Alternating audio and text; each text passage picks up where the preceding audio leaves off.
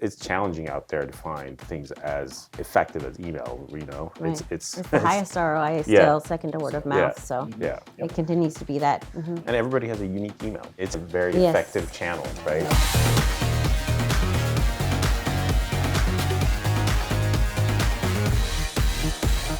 The industry has gone through these challenges time after time.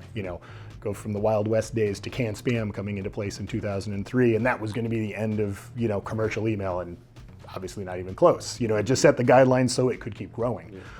So I think it's certainly going to be interesting to see where it goes from here. But Sarah, what's your long-term outlook on a channel like email in the future? Yeah, I mean, for forever it's been, email's dying, right? Email's going to go.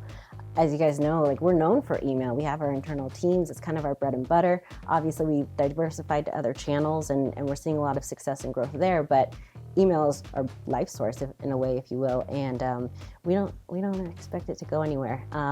Just along with what we've been saying, we kind of believe that we just have to keep adapting, right? These things. Yes, they're changes, but it's really just logistical. It's not a big change to our business model.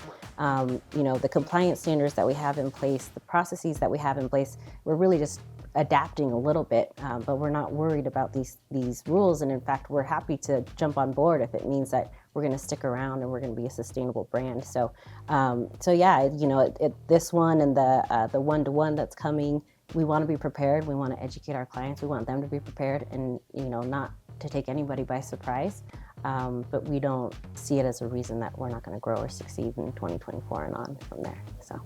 Sam, I know you guys obviously stretch well beyond email, but any thoughts? I mean, we all have, email is part of all of our lives. You can't really help it. I mean, I've always been bullish on email because I think as things are getting way fragmented out there, a lot more, you've got TikTok, you've got influencers, email is very consistent.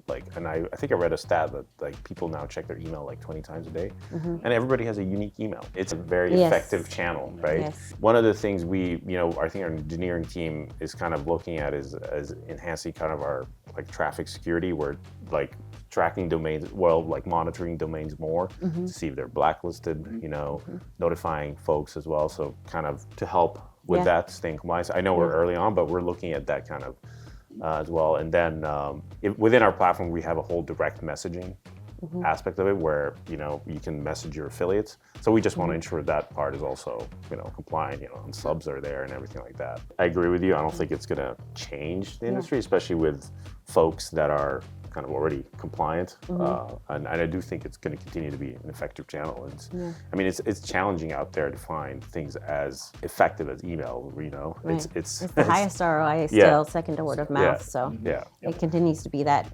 Even with search, search is becoming more popular, I think, but the ROAS is higher. So just when it comes to ROI and where you want to invest your money, email continues to be the leader. Yeah. One thing too about email is it's not one-dimensional, right? So it's definitely part of a multi-channel strategy. Right. So while maybe your one email might not end up in a lead, they're going to see that email, and then they're going to see you on Facebook, and they're going to see you on Google. And what we're finding is a lot of brands are leaning towards CPM now because it's getting their name out there, and it's getting that brand visibility and that credibility out there.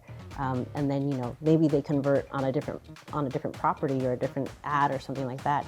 But email is still very much part of the mix.